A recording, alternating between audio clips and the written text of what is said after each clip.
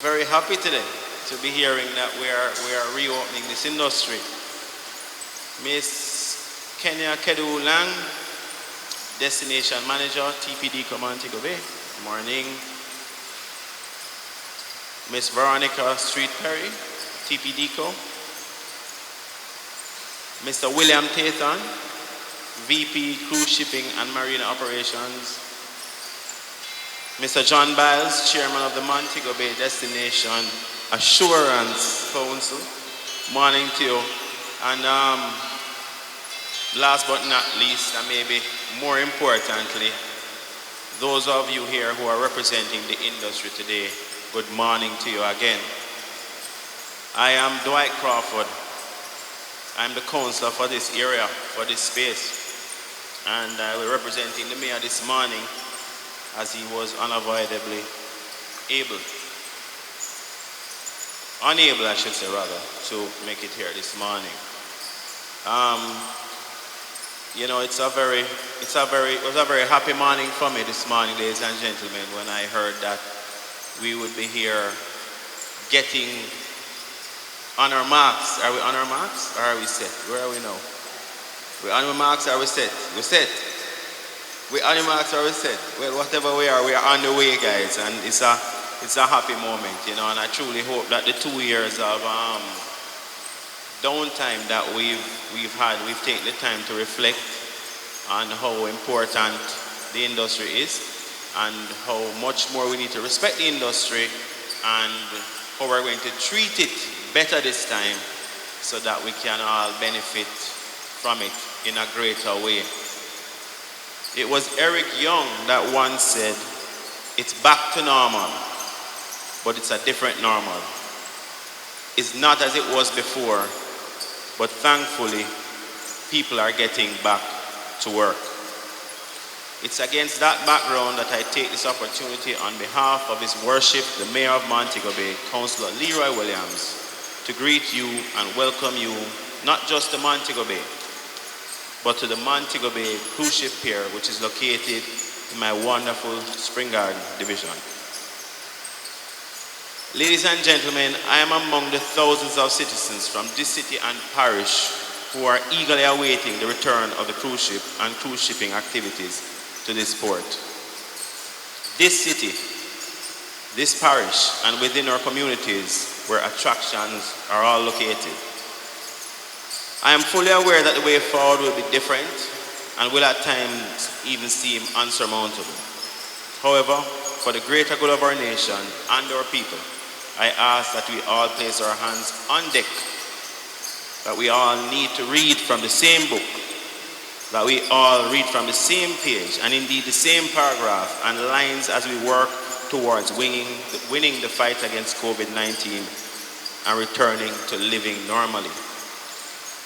This sensitization session will address a number of issues and challenges, of course, which stakeholders in the cruise shipping attractions and other tourism subsectors may have. However, I want to ask TPDCo to go one step further. Take the mountain to Muhammad. By this I mean take these sessions to the communities, especially where our attractions and community tourism activities form a part of the landscape.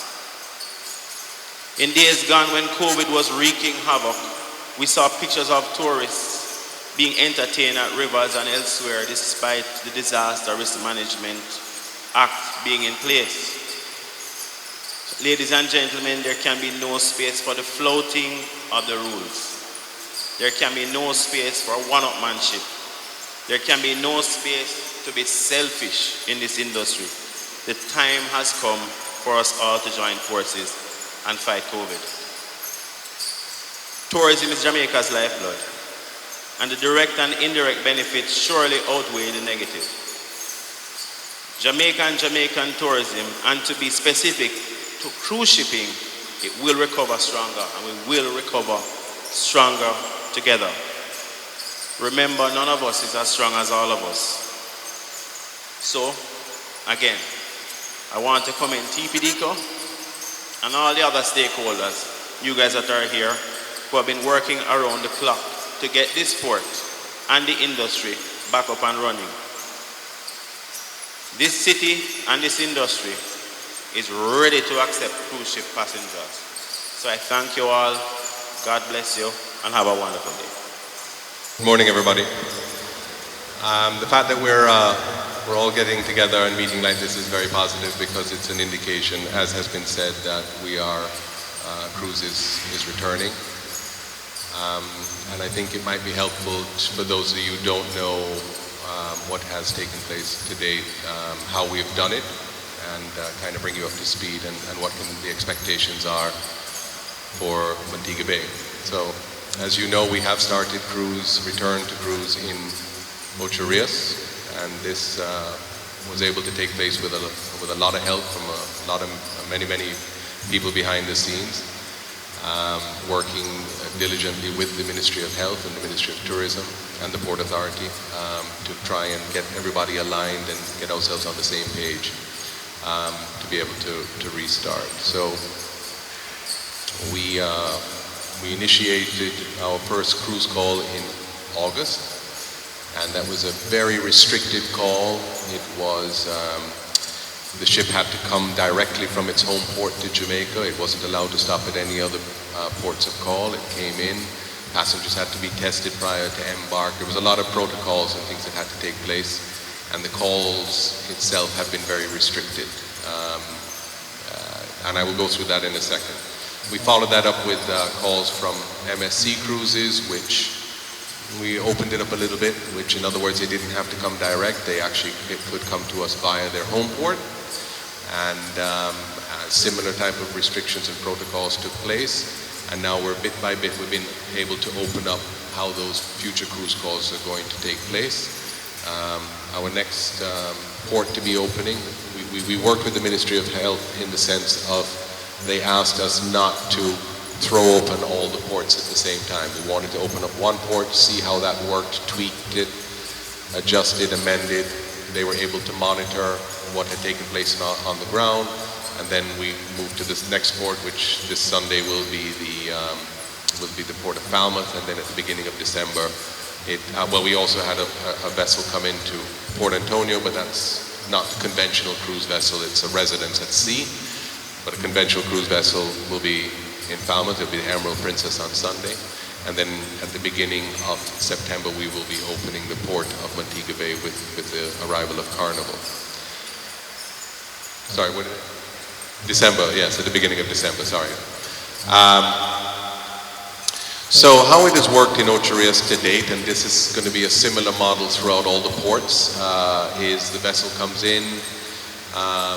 It's not a conventional cruise call where the passengers can pour off and jump on their buses and go anywhere they want to go on some tours and walk out the gates and do whatever they want.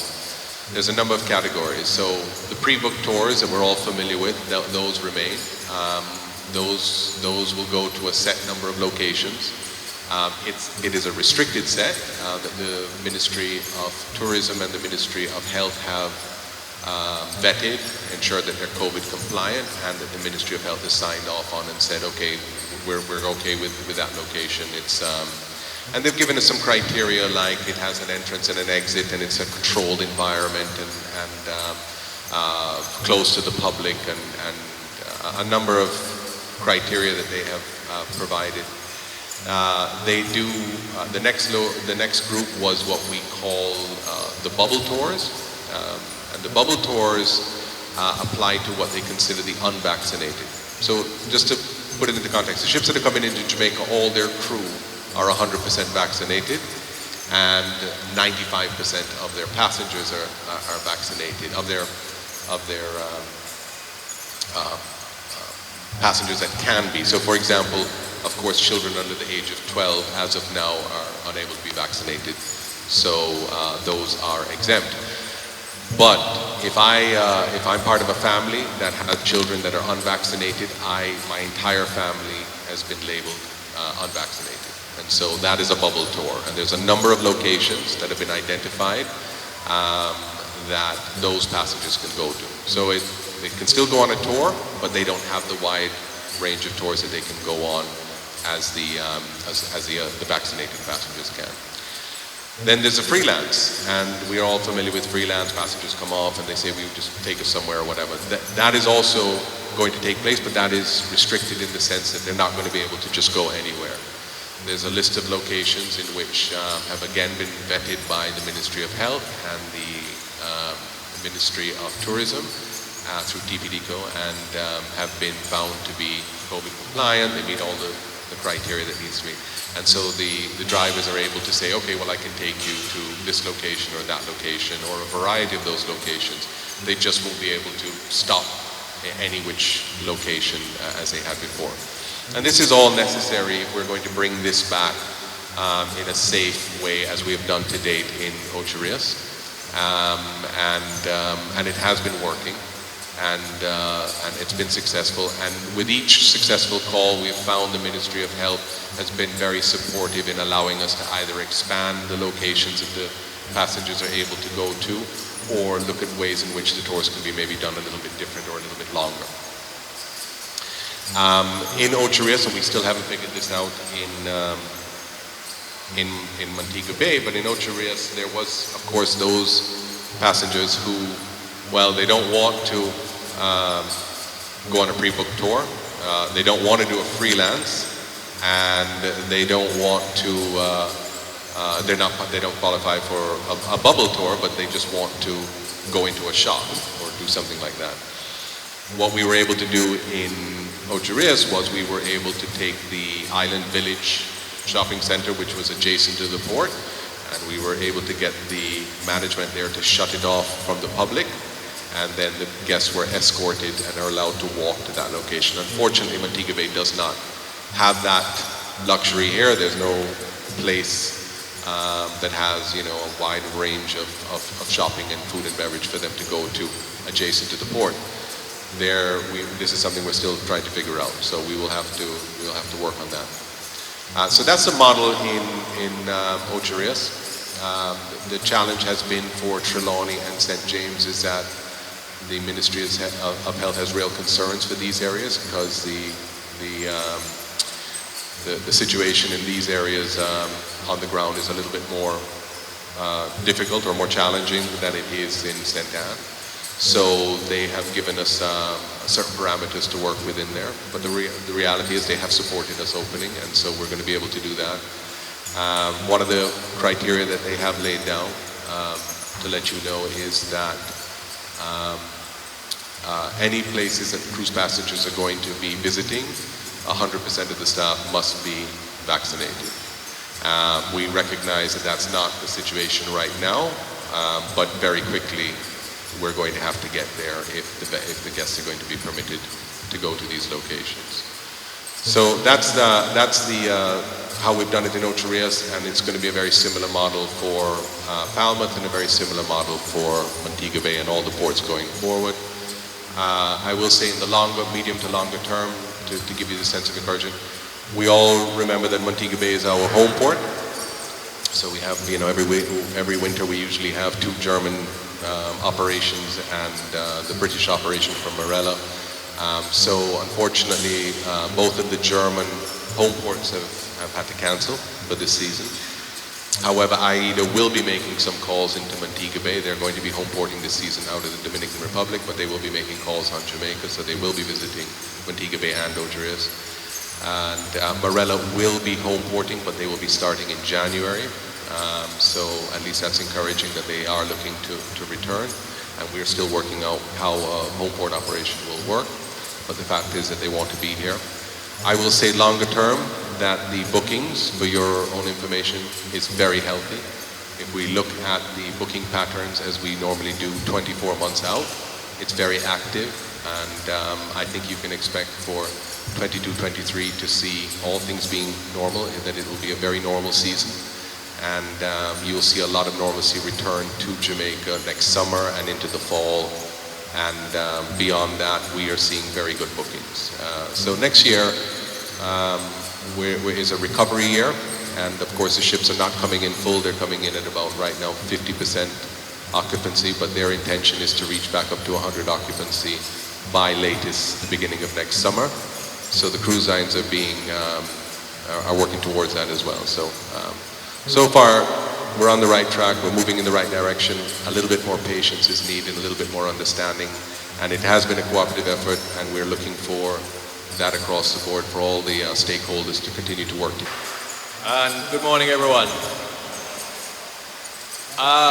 You know, as I look out here, I just want everybody to look all around, because I'm going to tell you that we must be the most resilient people in the world. It's 20 months we've gone without business. Just look around. And I think we should clap, all of us who are right here, right now. Right? It has been, I will tell you, as a business owner, the most traumatic period in my history in the business. And I know it is for everybody. You know, when this crisis happened, I don't think any of us were expecting 20 months later we'd be sitting in a room talking about our first ship coming. And it has certainly been a hell of a challenge, but it's also been a great way for us to take stock of what we are as an industry, what's important, and how we can get out of this thing bigger, better, and stronger.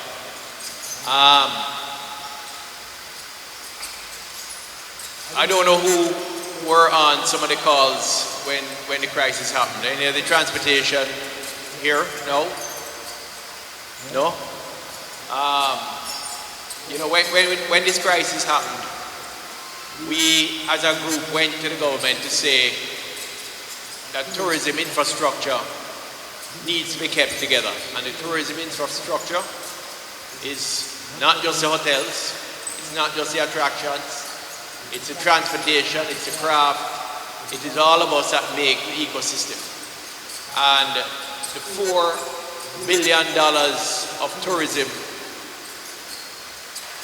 as we put it, and as the numbers showed, required all of us. We would not have tourism if there were not buses to pick up the people at the airports or at the ports to bring them to us. And I think out of that, I would like to say that I think we've gotten a better understanding of how much we are responsible for the other players in the market, right? We're very happy to get whatever help we got from the government at the time. And we have survived whatever ways that we have to know. And I think it's important to take stock of what has gotten us through the pandemic as a tourism industry, even without the cruise at this point. And it has been world-class standards set for protocols, and everyone within the link managing the protocols in their space. That chain is as strong as the weakest link. And it doesn't matter where or who or whether somebody is big, small. If the chain is broken, the chain is broken, and we all have a problem.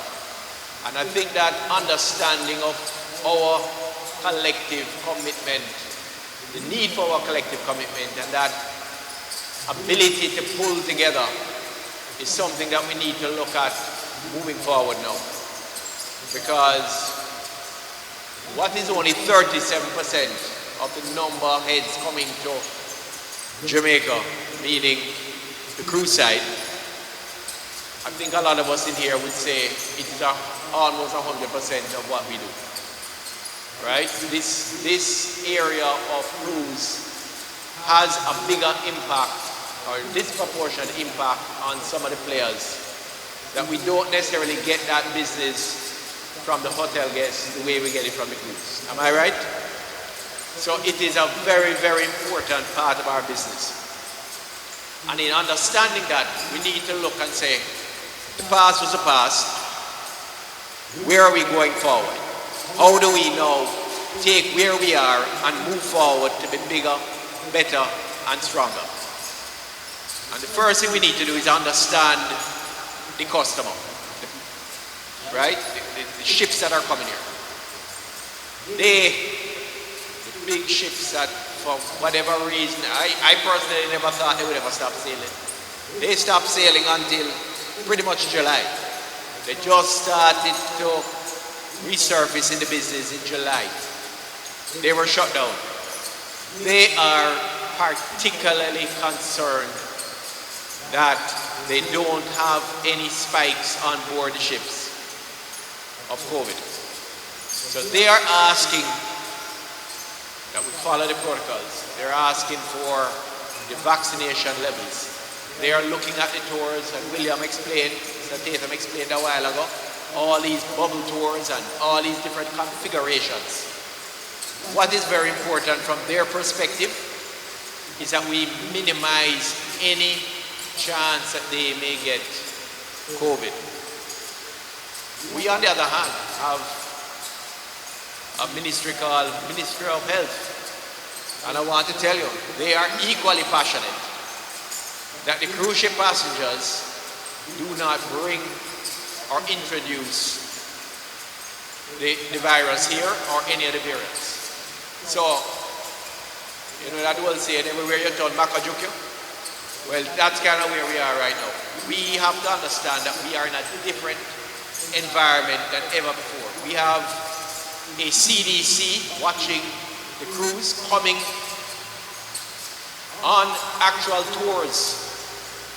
Big CDC from United States, right? Center of Disease Control. And they come like a regular passenger on the buses and give reports back. And, you know, Chaka has an operation in the Dominican Republic. And we had a bathroom, and we had 2 sets of people on the location. And the 2 sets, the public and the others, went in to the bathroom, and it was a CDC report that said that we were not keeping the 2 in perfect order. So even though we were controlling everything inside the bathrooms and only a certain amount of people come in, you're following all of the protocols. So I'm just trying to explain the type of granular oversight, and I think it's important for us to understand that's the granular oversight that they actually come on the tour as a secret shopper and they're watching us, right? MOH on the other hand, and you know, I know William was explaining, they're working very closely with us. They want to allow for the cruise to start, and by the way, the cruise positivity level is running well below even our corridor's enviable record. The corridor, everybody down there, the corridor, 100% of the people from the hotels coming here and leaving are being tested, right?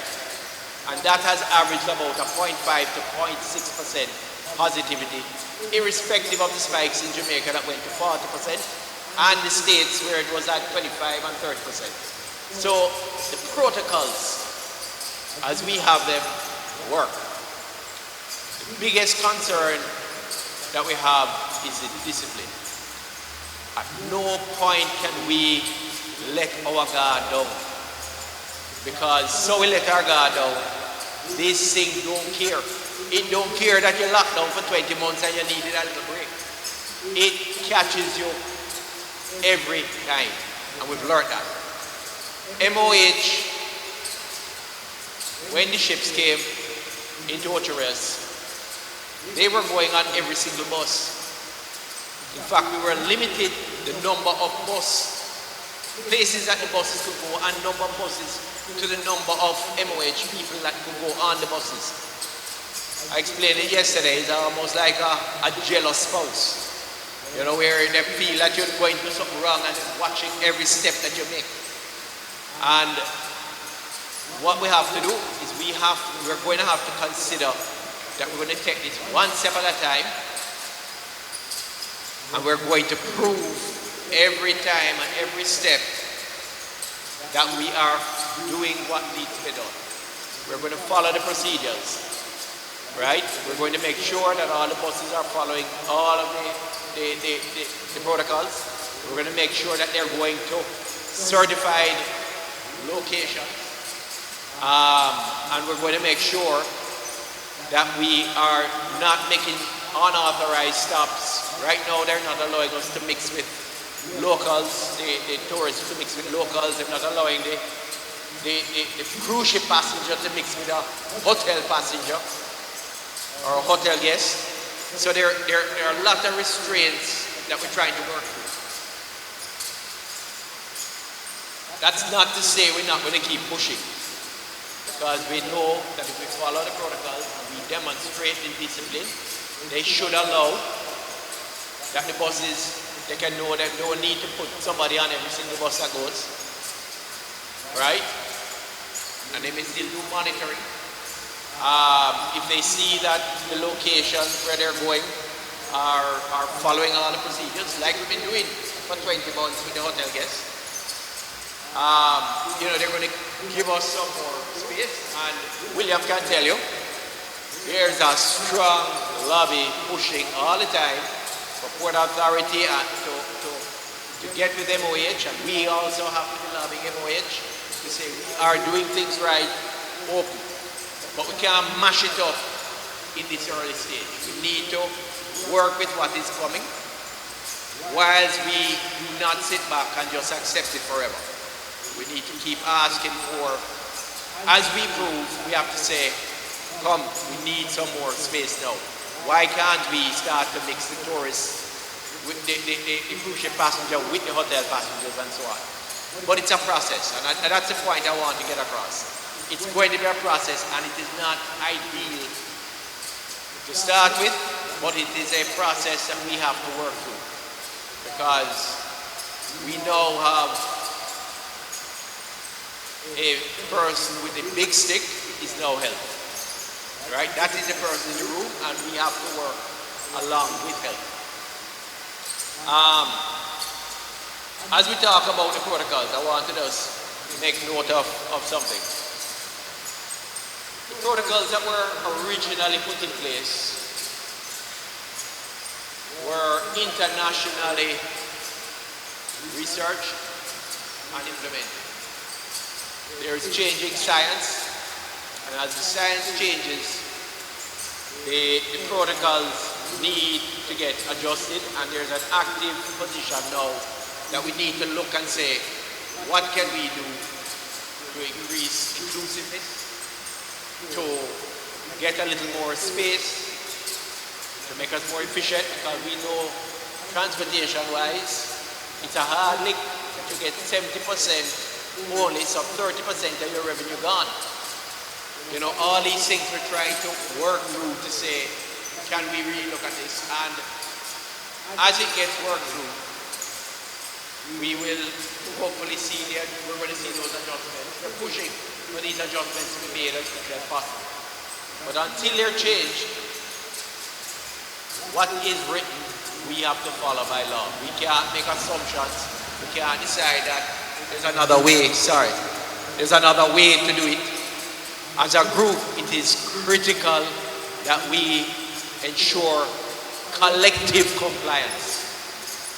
That is how the corridor works. And in the collective compliance, it means see something, say something, do something. Because we don't want, as a group, to turn back. We want to keep going forward. Even if we're falling forward, we want to keep going forward, right? I want us to take a moment to talk about the protocols. We know, everybody knows about the mask wearing. Everybody knows about the social distancing. Everybody knows about the sanitization. You know, and then we also have the temperature checks and so on, and hopefully we're going to get wider, more convenient testing coming in, more cost-effective testing coming in. But there's another tool that is extremely powerful, and that tool is the vaccination. And I know there's been a lot of talk about, well, the vaccination is 100%. And it isn't 100%. Right? The science shows. In some cases, it's like a 50% prevention from transmission. But what the science is showing is, without a doubt, it reduces the vaccinated person's chances of ending up in an ICU, and there's almost zero deaths once you're vaccinated and you catch the COVID. Again, a lot of people are throwing attacks, well, you can catch it if you have the vaccine. Yes, you can catch it, but the vaccination protects the vaccinated. And the way we keep going forward, because the cruise lines are asking that people be either vaccinated, right, or tested 24 hours before. And at this point, I can tell you, testing costs are ridiculously expensive. If you think that 70% on your transport is expensive, try the testing. The testing is very expensive, it's difficult, and you have to keep doing it. It's inconvenient. If we are able to get to the level of vaccinations, it also reduces the spread throughout the population, so it helps us. I wanted to share with you that tourism right now, overall, is between 51 and 55% vaccination level. Right? We are at that level as a whole. In fact, the hotels now are heading towards 60. There are pockets within the tourism sector that are much higher than that. Juta, Bochareas is about 66% going towards 70. There are other chapters that we haven't been able to get the most updated numbers. And I can tell you, Pineapple Crab Market in Bochareas is at 66%, and they are pushing that they're going to 80. We counted about 13 of the main attractions in Bochareas. 5 to 6 of them are over 80%. Right? And then there are others that are around 60%. And then there are others that are 20%. I'm saying this because if you notice that there's one common denominator, Bochareas. I'm talking about. Right? Montego Bay, we have not got the cruise ships yet. But what it shows us is that the players in Bochareas are stepping up to the plate to add the vaccine to the toolkit of protocols. There's no silver bullet, but they're adding it to the toolkit of protocols because it means that's where more business is going to go to. And I can tell you already, Pineapple is starting to see more business, right? Because that communication is getting to the ships and so on, right? I say this because it's important for us to understand the dynamics are changing. And no matter how we want to go push government or we want to go lobby or whatever, there is certain rules to sitting at the table. I'm not saying that people cannot get the testing and do the other things, but the easiest thing is going to be coming on board and joining the, I'd call it the collaboration of the willing to vaccinate. And if we can do it in those pockets, there are, I would say to you, very likely there's going to be disproportionate business going to those entities, right? Whether they be the bus drivers, whether it be the craft market that's able to get that collective commitment, right? You're going to see the business channel there because it's just easier if them do one check to see that you're vaccinated versus every single week to check if you get a test, right? I mean, separate apart from that, William will probably tell you that our MOH is pushing more for the full vaccination, right?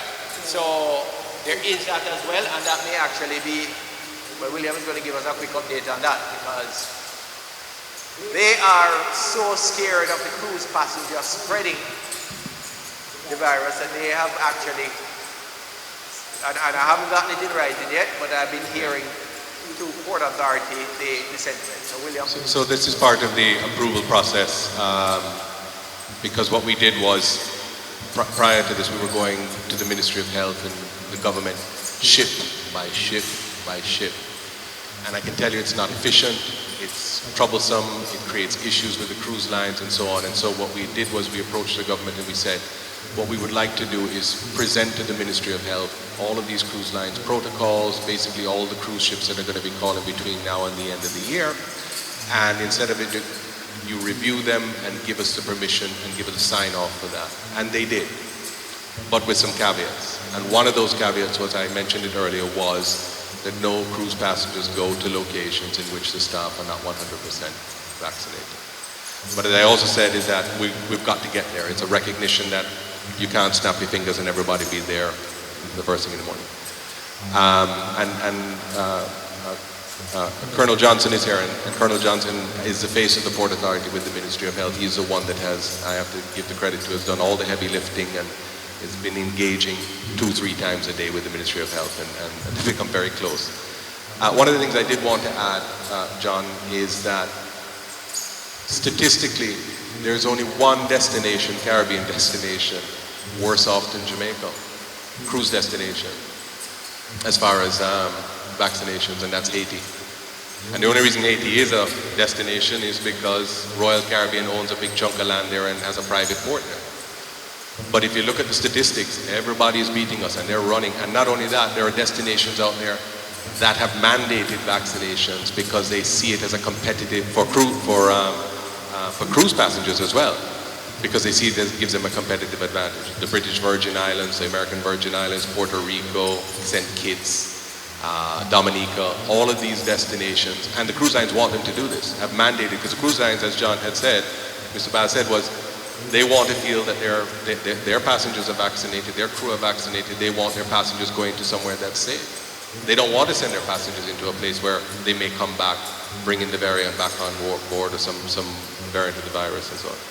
So, you know, this is the direction we need to go in if we're going to remain competitive. And you know, I can tell you that a lot of the other Caribbean islands, you may not see them as competitors, but they are. And if the cruise lines step back and they say, okay, which destinations are we going to choose?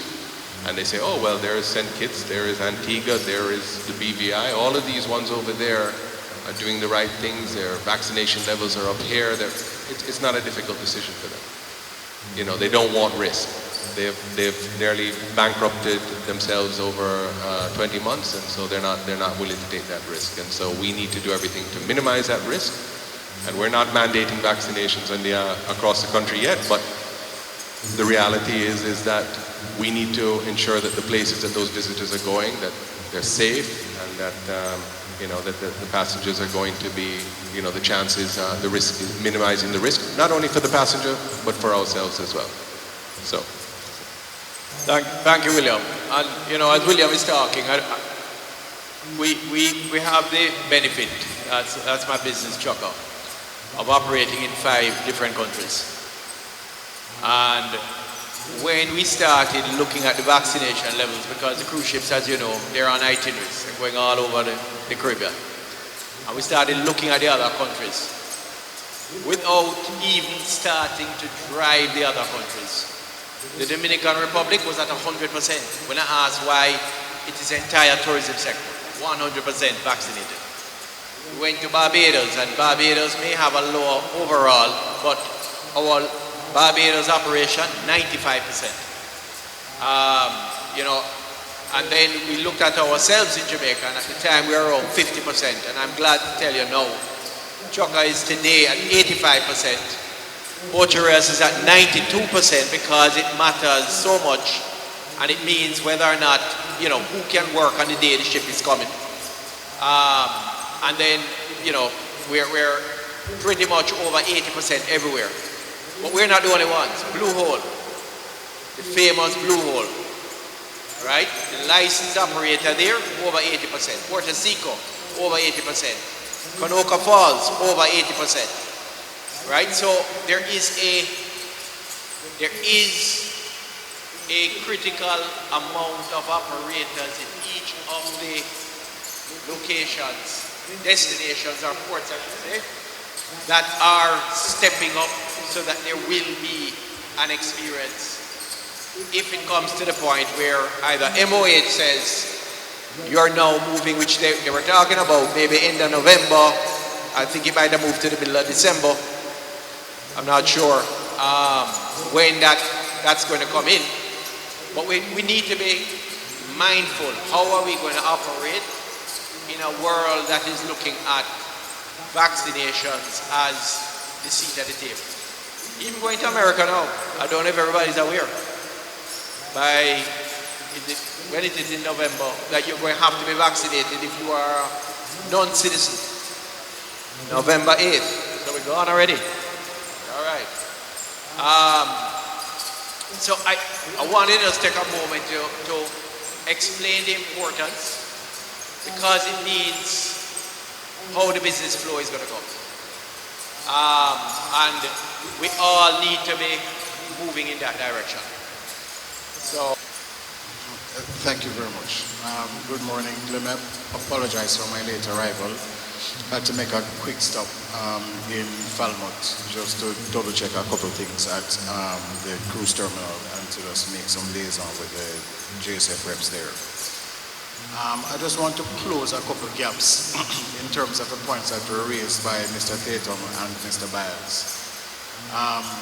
And I can't underscore anymore how resource intensive it is in terms of how we are conducting cruise right now and the various tours. It is resource intensive on TPDCo, it is resource intensive on PAJ, the JSF and all of that. And I'm sure that we would all like for cruise to gain some sense of normalcy in a shorter space of time. Agreed? No, there are, and William can back me on this, and so can Mr. Byles, that there are destinations where people are allowed to walk about freely, right? And we want to get back to that.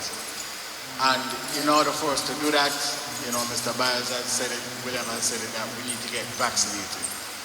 And so you'd have heard Ms. Kidula implore opinion that the approach is that we need to at first identify where we are in our vaccination status across our tourism stakeholders. And that is the reason why the letters were sent out from TPDCo asking you to provide Ministry of Health with the registry of your staff members and their vaccination status. Right? So that information is not coming to PAJ, it's not coming to TPDCo. You are sending it directly to the Ministry of Health because they are the keepers of the record. They will verify the vaccination status of your company, of your enterprise, or whatever it is. They will then give us, TPDCo and PAJ, your status report. Like, Choka is 80%. Dolphins Cove is 20%. Once we get that, we will then now look at it and see where we can help you bring your vaccination status up to the required numbers. And what do we mean by help? If it is that we need to organize a vaccination drive, if it is that we need to come to you, if it is that we set up a central location and you come and get vaccinated, that is the next step. So the first step is that you need to give us your information. When I say us, I mean Ministry of Health. We need to know the base that we're starting from so that when we go back to Ministry of Health at the end of December, we can say this is where we were in November, this is where we are in December. And we can only do that with your help. And so part of the feedback now is that we want to hear from you, what are your concerns. Certainly when we had this conversation in Ochios, a couple of the craft market vendors wanted to say, well, boy, our community is not in favor of vaccination, but if you come to the market, we will take it. Or if we set up a vaccination site at Ochios Cruise Ship Terminal, we'll come and we'll do it. So we need to hear from you what your concerns are, but the bottom line is that come the end of December, if you're not vaccinated, you will not have access on the port. That's it, bottom line. All right, and it is something that is being mandated, and you have heard the reasons why. And so we have 2 clear months, well, a month, 8 weeks in which to get our vaccination status up. That is it. And so this is the purpose for this meeting. So we need to plan. We want to help you get there, and you need to give us information. Thank you.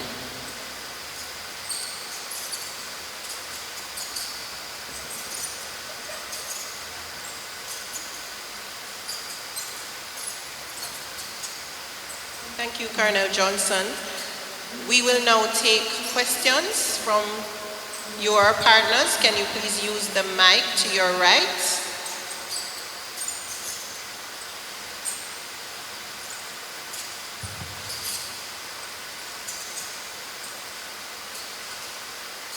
Can you please use the mic on your right?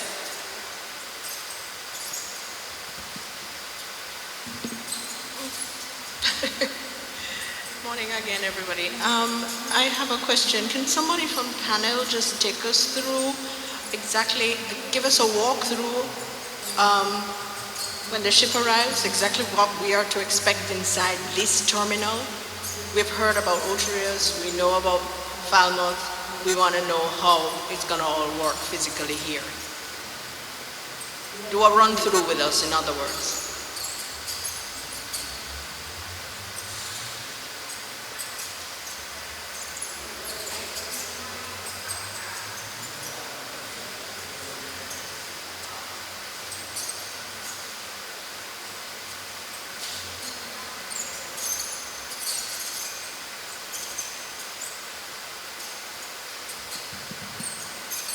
Good morning again, everyone. So we intended on organizing a security committee meeting, and that was scheduled for next Friday, where we can deal with localized matters as it relates to specifically to our port facility.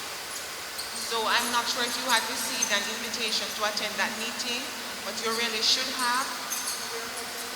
We're hoping to discuss those matters at that meeting. So just briefly, we will certainly discourage any gathering inside the terminal. What our objective is to have persons be placed in their groups from on board the vessel and be guided off directly through the terminal to their vehicles. So this area that we usually have the gathering and assembling, waiting for additional persons, we're trying to discourage that as much as possible. Right, and then there are, what we'll do is that we'll also disseminate the respective protocols that have been provided or that have been done by the Port Authority and that has been approved. So again, just to expand on what Ms. Mackenzie said, you know, the drivers, when they come, will have to wait in their vehicles. They are not allowed to come out of their vehicles. When they pull up, they are required to wait in their vehicles. The TPDCo or whoever the ground staff is that does the loaded on the vehicle will put the persons on. Drivers are expected to ensure that they are within, that they keep their respective protocols that have been outlined in the TPDCo document in terms of sanitizing, ensuring that persons wear the mask and all of those things. So gatherings will be minimized. Certainly when the vessels come, the intent is to organize the tours before they come off. The pre-booked tours will come off first, or the bubble tours will come off first, followed by the pre-booked tours. And then if it is that controlled freelance is allowed, then those are the last set that will come off. But I'm sure that Mr. Tatham would have outlined that the Ministry of Health's concern right now is about the epidemiological situation in Montego Bay, and in St. James rather, and to a lesser extent, Falmouth. And so we really need to sit down and look at the locations and the destinations that can be approved in terms of tours within Montego Bay and St. James itself. I mean, I can tell you straight off the bat that the hip strip is probably going to be an outer bounds area for cruise passengers.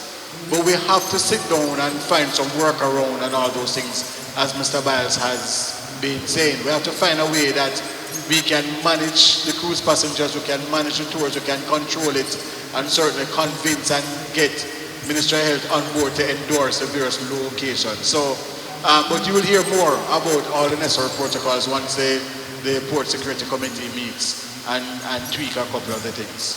I don't know if you have anything else you want to add, John. So. If I could, I want to explain. You know, we're all in the tourism business. We all know the cruise ship passengers. We know that there's this factor called the freelance guest, right? And traditionally, we carry the freelance guests down to the bottom road, Jimmy Cliff Boulevard. When they were coming into Ocherous, we looked at that because the cruise ship themselves were saying, how are we going to keep them locked up inside the port? And we were able to develop a managed space so that people could come off the port, walk all the way down. They could not go on to the main street. So they were able to walk to the end of the road. There's Island Village, there's some shops and so on along to give them that feeling, that freelance experience. You know, we looked at it and said, if we can do it there, why can't we do it on Jimmy Cliff Boulevard? Now that's going to be a bigger step. It's a bigger area. It's going to require more members to join. But you know, one thing Montego Bay has shown through the years is that when we all come together, there is no one that can match or rival us. Who here remembers when Royal Caribbean was going to pull the ships? How long ago was that? 10 years ago? Who here remembers when they were pulling the ships because the experience here was terrible? Anybody here? You remember, sir? All right. They were going to pull the ships. And we all came together. And we committed that we were going to put a program in place that was going to deal with the harassment. Right? And we did it. The hop on, hop off bus experience was a part of that because we did not have a walk-off experience and we had to find a way to make sure the experience was right. So we can do it. What we have to do is we have to prove to MOH every step and then we expand into the other areas and get that space on Jimmy Cliff Boulevard properly managed so all the protocols are being followed. And that is how we get greater inclusiveness. Inclusiveness doesn't come from flying a gate. Inclusiveness comes from collective discipline. That's the only way we can sustain it because that's the way we keep the experience right. So we have to keep the experience right. And in this case, we also have to add the protocols to what we're doing. And there's no way around that. Right? Inclusiveness will never take place without discipline. It is through inclusiveness that we can add more vendors, more food vendors, more rickshaws like we did in Falmouth.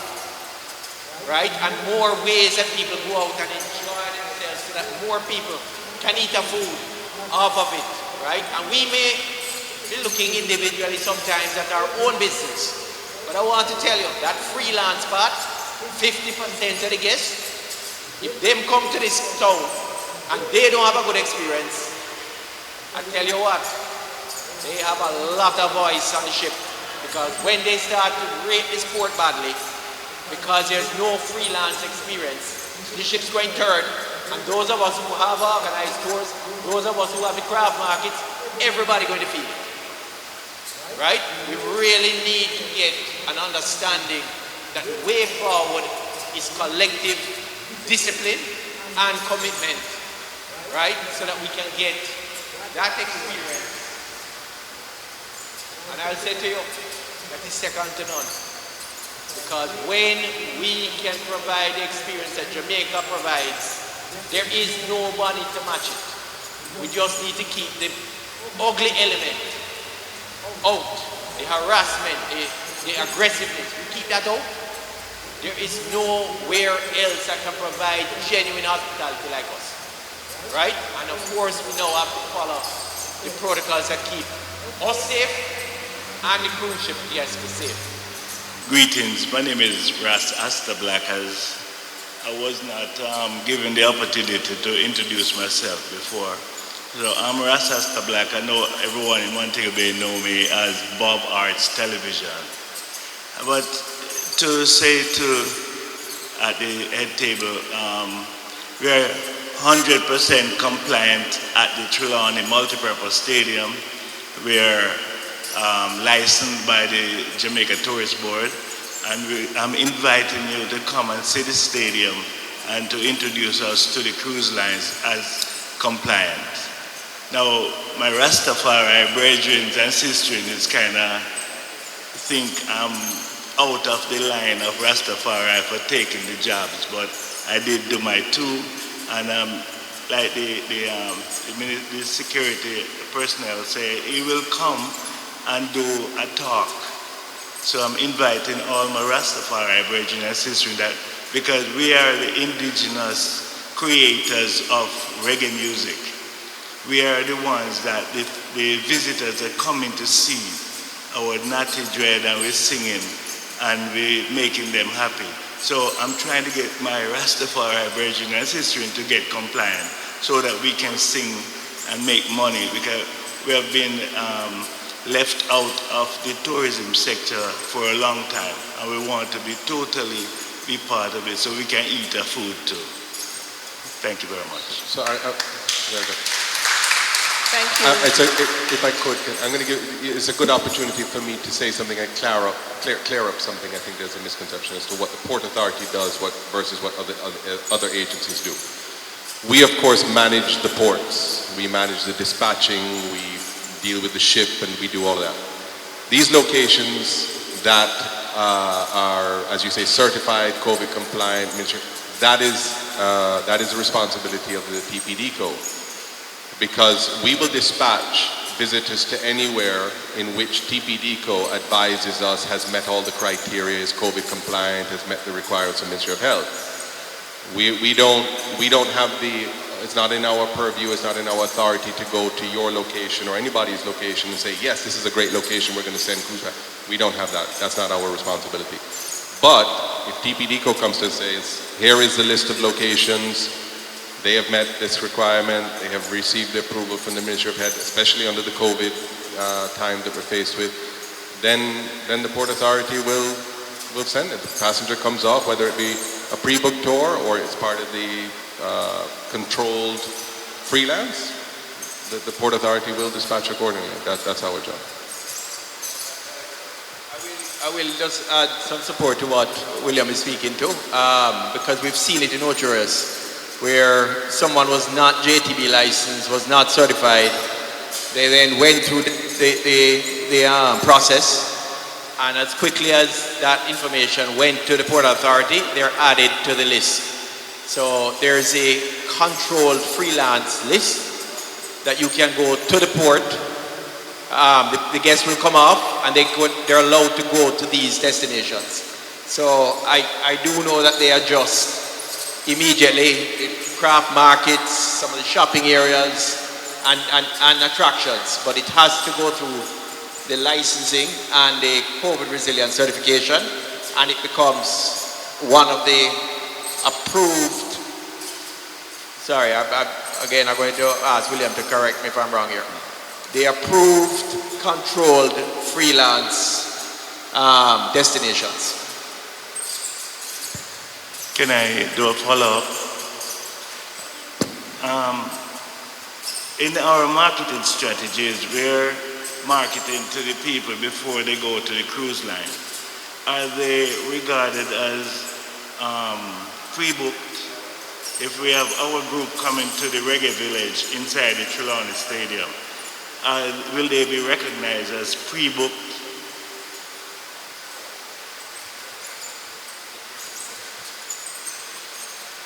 Are you talking about somebody that may have booked online? Yeah, at this point in time, Kirk, we're still not pre-booked independents, we're still not there. Right, okay, that's what it is. So, exactly. So as long as it is on the list that TPDCo will provide to us, then we will dispatch accordingly. Even if they come up and they say, look, I want to go to, this location, it'll be checked. If it is part of the thing, then they'll be permitted to do that. But let me make it very, very clear, and the warning has been given to us by the Ministry of Health. If there's any deviation, if there's any stopping at locations, this is what will shut it down faster than anything. So we can't stress that enough, that when when we expect the driver to leave the port and go to 1, 2, whatever the agreed upon locations are, if all of a sudden they're going to stop by their Aunt Sally or go somewhere else or stop and get a food here, that's not going to work. And very quickly, action will be taken and they will not be permitted back on the port, sort of stuff. So we all have to work together and make this happen and make it happen safe. So. Thank you, Mr. Tatham. Go ahead, Mr. Beckford. Good day, everyone. My question is that what would qualify a freelance driver to be approved to be work to get work from the port? It's have you never worked the port or? Yeah, I work the port. Yeah. So it's if you met all the criteria, then that's it. Yeah, the requirements given by TPDCo that you're licensed, that you're COVID compliant, and then you're all of that. And then I think that we're in this port we still receive a list from the associations, or is that So we would receive a list from the associations as to who would be coming for freelance. When you take the guests from off the port, is going to be a schedule list of locations that we're allowed to take them? So the guests are going to come off. There's going to be a list of locations which have been vetted and approved by TPDCo and the Ministry of Health. Let's say I don't know off the top, but let's say it's a beach and a particular. It's usually a location or an attraction that is enclosed. Let's say it's Rose Hall Great House, or a number of locations that will meet beyond that list. And the guest comes to you and says, yeah, I want to, where do you recommend I go? And so, well, you can say, well, I can take you to Rose Hall Great House, and then I can take you over to this beach, or I can take, as long as it's on that list, you are free to do that. Thank you.